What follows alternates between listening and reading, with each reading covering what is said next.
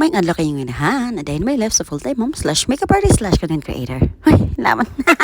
It's another day, another video na po tayo inahan. So, inyong nakitaan din ha, nagpakatugog bata niya, pag mata nila, nagduwa-duwa nami. Kinanglan pa rin ako yung mga nag-video nga nung masipang utan ako ba, nang ako nung gamay na lang ako chat. Ako po chik inan niya, unsaon tama na nga duha naman yung akong batang ati manon. Manang di na ako halos ka chat kanimo. Ako pito chik inan niya, pagtanaw na lang si CCTV nag-unsa ko. Kaya di na dyan madaog type-type. Ay, pag bumugno na lang sa iyang anak ko, anak akong kusog, saan na lang pagbugno niya inig uli.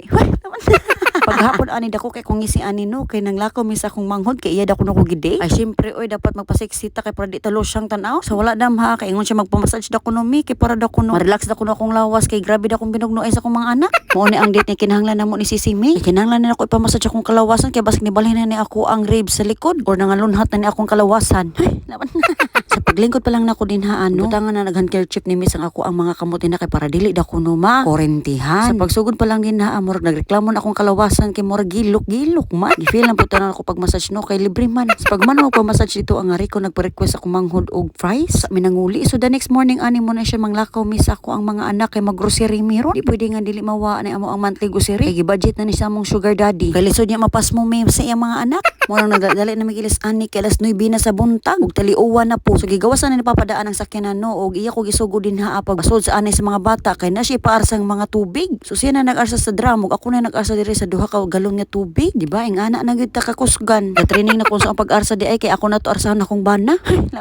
So wala pagdugay-dugay nagbiyahe na gyud maani dapit na mi sa may baybay. Ang una na mo ihatod ani kay si mama. Amo siya ibilin dito sa tindahan. Kay alas 9 na lagi naghuhat na to si Tito Jun dito sa tindahan ug para makakita sad si May dinhi sa sulod. Kay first time na niya din ha videohan ang iyahang tindahan. Kay siya ra ba nag-sponsor ani nila ni mama para maka-business. Unya before may manglakaw ni palit sa ko diri og snack nila kuya sa atbang sa mong tindahan. Kay mga nakaluto na sila og 80. So ako mga anak din hawa pa man may kalakaw nagdagandagan sa anay sila kay giganahan sila sa atubangan no. Unya usa mi mo adto sa Prince ngari ko ni hunong sa G&S nga store kay nagpa-reserve lagi ko daanan ning pabitin kay para na ni sa birthday ni Freya para sa dili na ko makalimtan may nang layo-layo nakaandam na. Problema pa jud ko dinhi kung saon na ako pagsud dinhi sa truck. Pero may gani kay mapilo-pilo ra pud to no. So may gani pud dinhi sa Prince kay naay ka parkingan kay maoro gyud na mo permi problema ni Papa kay unsaon pag-parking nga permi man jud puno-puno. Pag man ni Papa nga tog parking nagbaktas namin diri sa sulod ug amo ni gitagsaan sila og cart ang duha kay para makalingkod para sad mapuyo kay kapoy ra bagyo ginukod. Una pa mabugto imuhang bra kay sa imuhang pagbugto sa ugat. Ay lawan.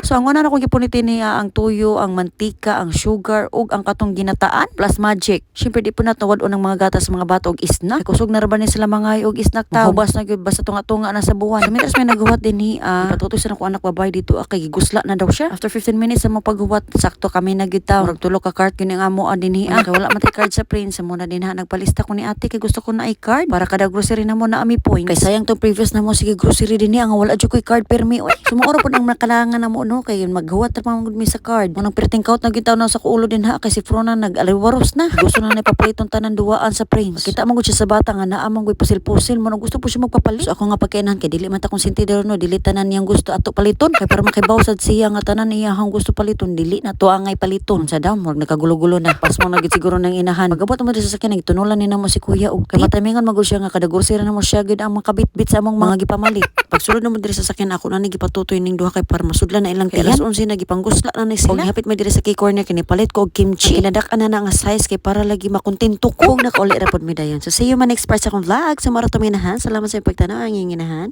Laban. Ciao.